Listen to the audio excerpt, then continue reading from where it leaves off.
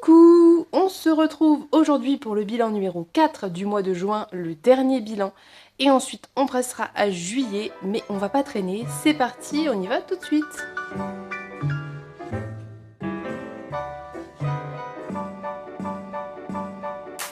Alors, vous allez voir que j'ai pas énormément de lectures à vous présenter, puisqu'il m'en reste 5, dont une qui va être vraiment très rapide.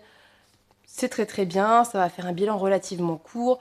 Je vais vous faire des résumés très rapides, je vais vous donner mon avis rapidement sans rentrer dans les détails puisque comme d'habitude, tout est détaillé en vlog. Donc si vraiment vous voulez un avis plus poussé avec les thématiques développées, etc., je vous remets les vlogs où j'en parle. Donc là, on va faire ça quand même assez rapide, histoire que ça dure pas 100 ans. Donc la première lecture dont je voudrais vous parler, c'est L'étrange vie de Nobody Owens de Neil Gaiman, que mon frère m'avait offert en avril, qu'il m'avait ramené en venant, et que j'ai découvert avec grand plaisir. Alors, je dois vous dire que j'ai été très étonnée parce que je ne m'attendais pas du tout à ça. Enfin, pas du tout, j'exagère, mais je m'attendais pas franchement à ça. Et ça a été une très bonne surprise. Donc, L'étrange vie de Nobody Owens, ça va suivre un petit garçon qui, au début du livre, est chez lui la nuit et sa famille se fait massacrer.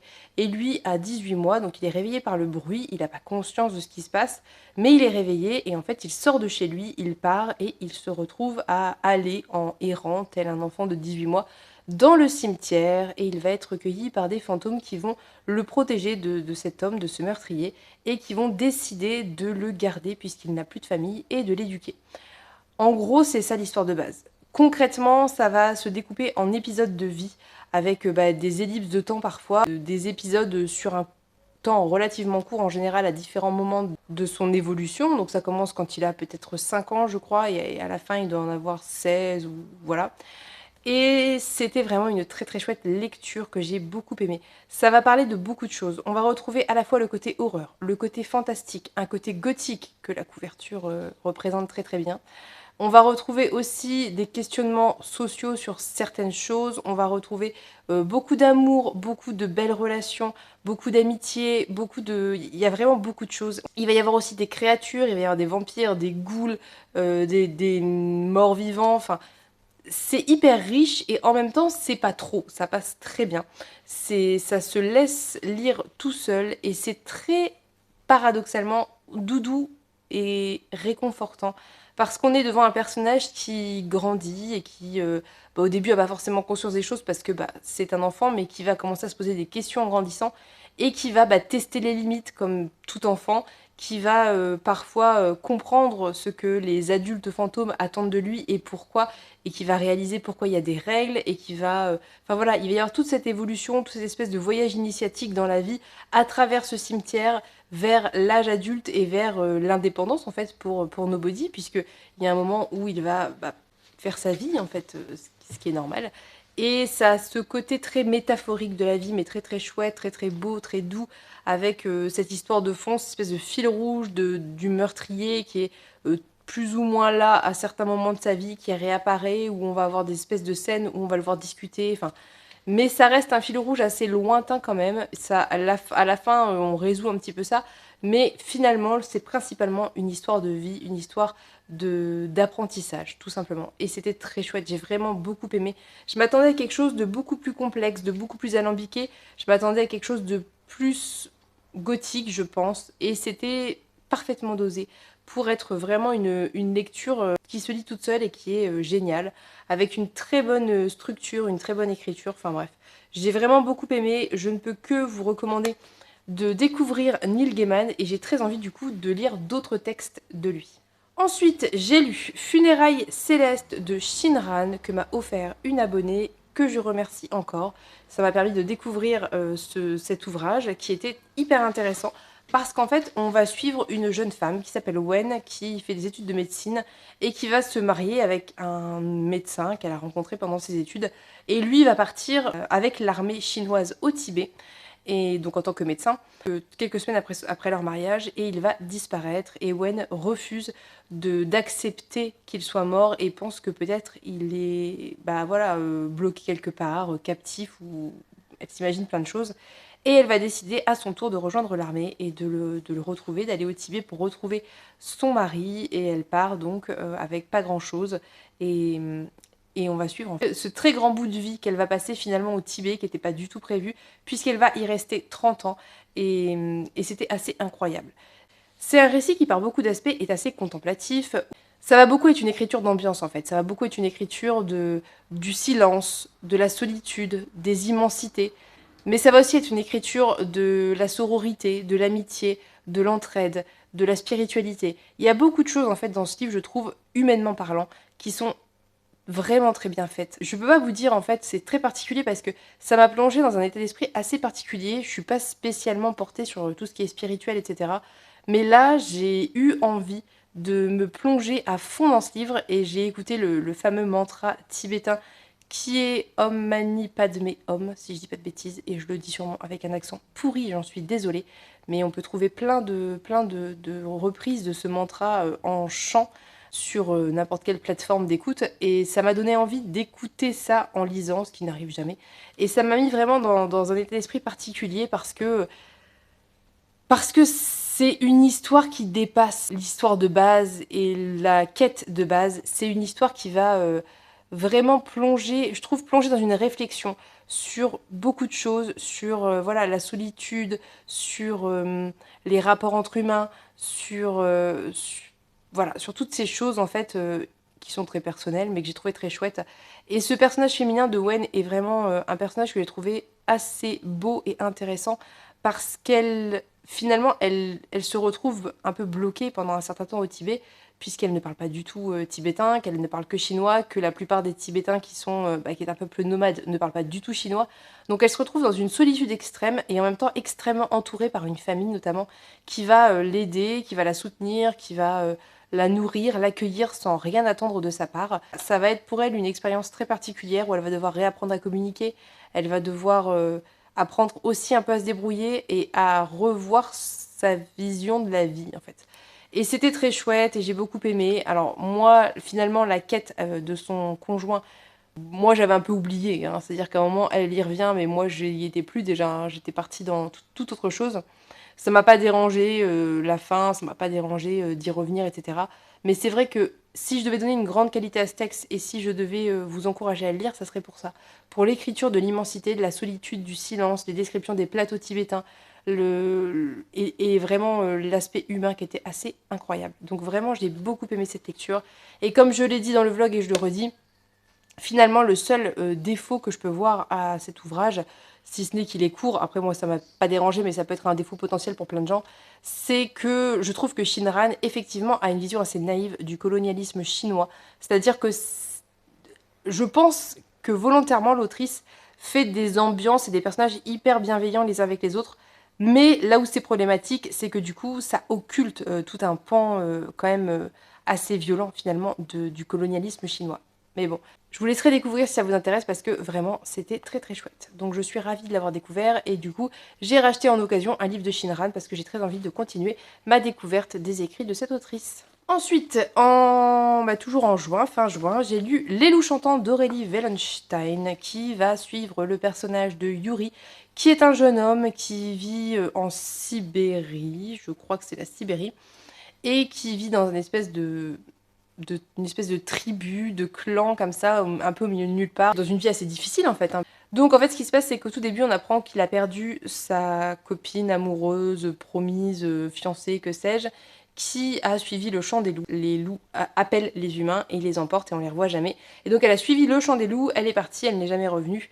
Et donc déjà de base il va pas très bien jusqu'au moment où il apprend que sa sœur est atteinte d'une a priori malédiction. Donc elle a de la glace, une espèce d'écaille de glace qui se forme sur ses mains et qui gagne petit à petit tout son corps.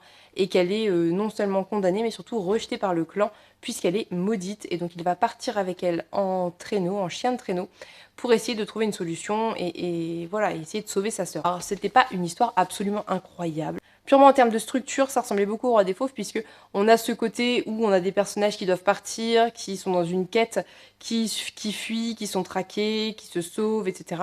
Donc pour ça, ça ressemblait beaucoup au Roi des Fauves, mais c'est de toute manière un schéma qui est assez récurrent chez Aurélie Wellenstein.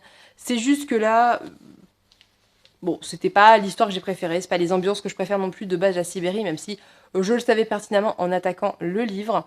Mais après, on n'est jamais à l'abri, même si on n'aime pas un endroit en particulier de base, d'être agréablement surpris et d'apprécier un livre. C'est pour ça que je l'ai lu. Mais en fait, si vous voulez, là où j'ai trouvé que c'était bon, c'est que il y a tout derrière pour moi une métaphore filée qui est assez incroyable, que je vais pas développer. J'ai développé en vlog en précisant les moments où ça pouvait potentiellement spoiler. Et c'est là où c'était très bon parce que je trouvais que la métaphore était de qualité. Et c'est bien relié à l'histoire en fait. C'est-à-dire que vraiment les deux sont très très liés et très bien homogénéisés. Mais si on prend que l'histoire en elle-même et qu'on occulte le côté métaphorique, c'est pas incroyable. Ceci étant dit, du coup, j'ai quand même apprécié ma lecture, même si c'est pas du tout ma préférée de l'autrice. Il y a des moments, en fait, je pense, qui m'ont un peu sorti, je pense, de ma lecture parce qu'il y a des créatures bizarres et j'ai pas compris ce qu'elles faisaient là, j'ai pas compris à quoi ça référait. Il y a des choses que j'ai pas compris, en fait, qui étaient assez absurdes, je dirais, en tout cas pour moi, qui font que il y a des moments, enfin, il y a certains passages où j'étais sortie du récit. Mais sinon, c'était quand même très chouette. Je pense que si vous devez découvrir Aurélie Wallenstein, il vaut mieux le faire dans l'ordre plus ou moins de parution, dans la mesure où ses écrits plus récents sont somme toute bien meilleurs que ses plus anciens, ce qui est relativement logique, me direz-vous. Mais, euh, mais ouais, c'était sympa. C'était pas la lecture de l'année, mais c'était sympa, la métaphore était sympa, et après tout, pourquoi pas, si vous avez l'occasion de le découvrir, je vous invite à le faire, à vous faire votre avis, puisque malgré l'histoire qui ne m'a pas convaincue plus que ça, il y a quand même la patte de l'autrice qui est quelque chose que j'apprécie beaucoup et que je recherche quand je lis Aurélie Wallenstein. J'ai terminé le mois sur la lecture d'Akata Witch de Nnedi Okorafor. Je vais vous dire ce qui est écrit derrière parce que je serais bien en peine de vous résumer ce livre et je m'arrêterai si je trouve ça trop spoilant ou je couperai. Mon nom est Sunny Nwazoué et je perturbe les gens. Je suis nigériane de sang, américaine de naissance et albinos de peau. Bien sûr, tout ça c'était avant cette fameuse après-midi avec Chichi et Orlou, quand tout a changé. Maintenant que je regarde en arrière, je vois bien qu'il y avait eu des signes avant-coureurs. Ce n'est pas comme si des choses bizarres ne m'étaient pas déjà arrivées. Rien n'aurait pourtant pu me préparer à ma véritable nature de léopard. Être léopard, c'est posséder d'immenses pouvoirs. Si j'avais su en les acceptant qu'il me faudrait sauver le monde, j'y aurais peut-être réfléchi à deux fois. Mais ce que j'ignorais alors, c'est que je ne pouvais pas empêcher mon destin de s'accomplir. Ça ne spoil rien. Vous avez ici la teneur de l'histoire. Concernant mon avis, moi j'ai vraiment adoré cette histoire. Pourquoi? Parce que d'une part, c'est très bien écrit. Je trouve que Nnedi Okorafor a vraiment un vrai talent pour la jeunesse. J'ai lu que du jeunesse d'elle, où on est dans ce parfait juste milieu entre une écriture suffisamment accessible pour être compréhensible, mais suffisamment complexe pour ne pas être simpliste et être bêtifiante. C'est-à-dire qu'il y a à la fois du vocabulaire, à la fois une recherche sur les événements, comment ils se déroulent, la manière dont ça se passe. C'est pas si simple et si linéaire que ça. Et en même temps, c'est hyper accessible et très compréhensible. Il n'y a pas trop de choses. Enfin, le rythme est très bon. Moi, j'ai vraiment adoré cette lecture. J'ai adoré aussi parce que c'est Nnedi Okorafor, encore une fois, et que je pense que, comme d'habitude, elle a inclus dans son livre beaucoup de questionnements sociaux autour du féminisme, du patriarcat, du racisme, du rapport des Occidentaux et de certains pays africains, notamment par exemple aux critères de beauté.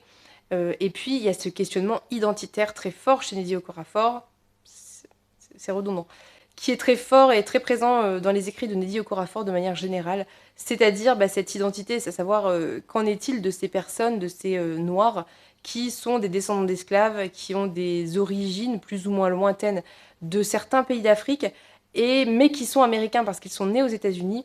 Et qu'en est-il du coup de ces personnes-là qui ne se sentent pas toujours acceptées dans leur pays de naissance et pas forcément tellement plus acceptées dans leur pays d'origine, en tout cas en termes d'ancêtres, voilà. Et c'est des choses qui m'intéressent énormément, que je trouve hyper importantes et intéressantes. Je trouve ça très important que les jeunes lecteurs puissent être représentés. Et quand je dis les jeunes lecteurs, c'est autre que les jeunes lecteurs blancs. Donc c'est très très bien que des textes comme ça puissent être lus par tout le monde et qu'il y ait d'autres possibilités et d'autres choix de représentation. C'est un peu comme pour Amari. C'est pour moi extrêmement important. Et je ne sous-entends pas que ça n'existe pas. Je dis que c'est malheureusement pas mis suffisamment en avant par les maisons d'édition, je pense. Et que voilà, les maisons d'édition font des choix et que peut-être que plus d'auteuristes racisées permettrait d'avoir plus de représentation pour d'autres publics que les publics de jeunes blancs. tout simplement. Et voilà, j'ai beaucoup aimé l'ambiance, j'ai beaucoup aimé le côté apprentissage, école, j'ai beaucoup aimé l'écriture, j'ai beaucoup aimé comment ça se déroulait, les personnages aussi sont hyper intéressants. On est sur ce schéma un peu classique de 4 personnages, 4 jeunes, hein, puisqu'ils ont 12-13 ans, qui font des choses ensemble, qui sauvent le monde ensemble, avec aussi des questions de culture et d'éducation qui se mêlent un petit peu à tout ça. Et ouais, très très chouette lecture, j'ai vraiment adoré. Et j'ai très très hâte de lire le tome suivant qui s'appelle Akata Warrior. Et il y a un 3e tome, je ne sais pas s'il a été traduit, mais c'est Akata Woman. Et je suis vraiment hyper curieuse de continuer parce que c'est hyper prometteur pour la suite. Et je pense qu'on va voir Sunny grandir en fait. Et ça va être très chouette. Sinon, concernant la magie, j'ai trouvé que le principe et les idées étaient assez géniales parce qu'on a une magie relativement différente peut-être de ce qu'on peut voir de manière générale. Et encore une fois, je pense que c'est largement dû au fait que les inspirations ne sont pas occidentales et ça fait du bien. Voilà. Donc si vous avez l'occasion, découvrez Akata Witch, c'est vraiment une très très bonne lecture. La dernière lecture dont je vais vous parler, je n'ai pas le livre avec moi puisque je l'ai envoyé à Juliette, c'est Moi les hommes je les déteste de Pauline Armange, qui est un essai assez court sur féministe, sur le terme et la pensée misandre. Et ça va développer le propos et expliquer en quoi le fait d'être misandre, ce n'est pas l'autre pendant du sexisme, ce n'est pas l'autre pendant de la misogynie, pas du tout, et ça va s'attacher à décrire ça pendant une petite centaine de pages, et à décrire des mécanismes sociaux, patriarcaux, hyper intéressants. Si vous êtes déjà assez calé en féminisme, c'est pas ça qui va révolutionner votre vision du féminisme, vous n'allez pas apprendre des choses incroyables, mais ça peut être soit une bonne porte d'entrée, parce que ça reste très accessible, très court, très clair, et que c'est pas sociologiquement très complexe. Mais ça peut aussi être très chouette même quand on est un petit peu plus éduqué sur le sujet, parce que ça permet de revenir un peu à des réflexions peut-être plus basiques, et ça permet aussi parfois de se rendre compte qu'on n'est pas seul et de s'insurger avec quelqu'un, en tout cas au moins avec l'autrice, et c'est très chouette, et ça fait du bien, et ça se lit tout seul, et c'est intéressant, et je ne peux que vous recommander ce livre, qui, grâce à la grande publicité créée par notre cher ministre de l'Intérieur, a eu un grand succès, et j'en suis ravie, je le remercie grandement pour ça, puisque grâce à lui, Pauline Armange a été mise sur le devant de la scène, et son livre a explosé les ventes, a été traduit dans plein de langues, et c'est très très chouette, et c'est tant mieux, voilà.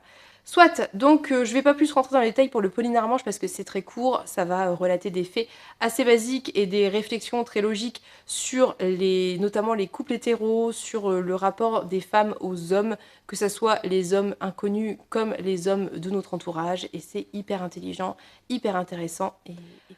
Voilà, j'ai fait le tour de mes lectures de juin, j'ai tout fini, vous avez vu je suis allée assez vite, mais en fait je me rends compte que ça sert à rien que je refasse un bilan hyper complet alors que je développe tout en vlog, et qu'il suffit d'aller consulter le passage qui vous intéresse si jamais vous voulez en savoir plus, et si ce que je vous en dis ici suffit, bah tant mieux, et voilà. Donc j'espère que cette vidéo vous a plu, n'hésitez pas à me dire ce que vous en avez pensé, n'hésitez pas... Je participe. N'hésitez pas à me dire si vous avez lu certains livres ou si certains vous intéressent. Je vous souhaite une très bonne journée, je vous souhaite plein de bonnes lectures, je vous fais de gros bisous et on se dit à bientôt pour une prochaine vidéo. Bye bye! Tu dis bye bye? Non.